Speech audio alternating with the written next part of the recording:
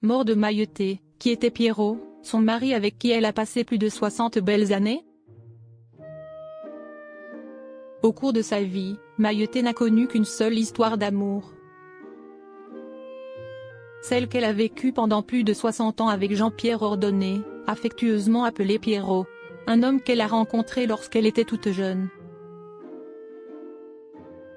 Dans la journée du samedi 21 décembre, les Français ont appris avec tristesse la soudaine disparition de Maïeté. De nombreuses personnalités, telles qu'Emmanuel Macron ou encore Philippe Etchebest, ont d'ailleurs réagi à cette terrible annonce, en partageant de vibrants hommages sur les réseaux sociaux. Mais si elle a marqué l'histoire de la télévision française avec ses recettes et ses conseils, elle a pourtant décidé de quitter le milieu dans les années 2010. Dès lors retraitée, elle a ainsi pu se concentrer sur ses proches, et plus particulièrement sur son époux, Jean-Pierre Ordonné, avec qui elle est restée mariée pendant plus de 60 ans. Comme l'a récemment dévoilé le journal Sud-Ouest, Marie-Thérèse Ordonné, de son vrai nom, a rencontré son époux sur les bancs de l'école primaire. Mais quelques années plus tard, le couple a décidé de se marier et de fonder une famille. Une union qui a été célébrée en 1958 et qui a donné naissance à leur enfant Serge, quelques années plus tard.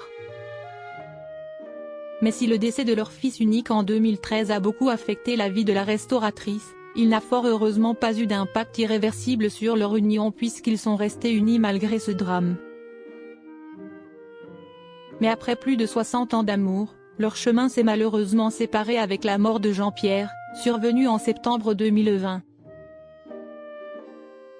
Un énième décès difficile pour Maïeté qui, dès lors, a dû continuer à vivre sans son fidèle confident.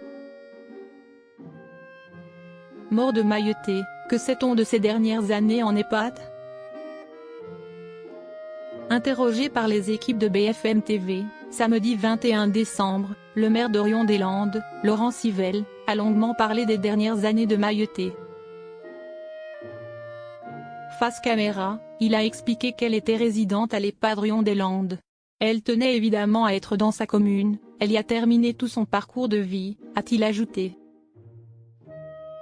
Concernant la maladie neurodégénérative dont elle souffrait depuis plusieurs années, il a précisé que cette pathologie enlevait les souvenirs immédiats de l'ancienne restauratrice, ce qui fait penser à la maladie d'Alzheimer.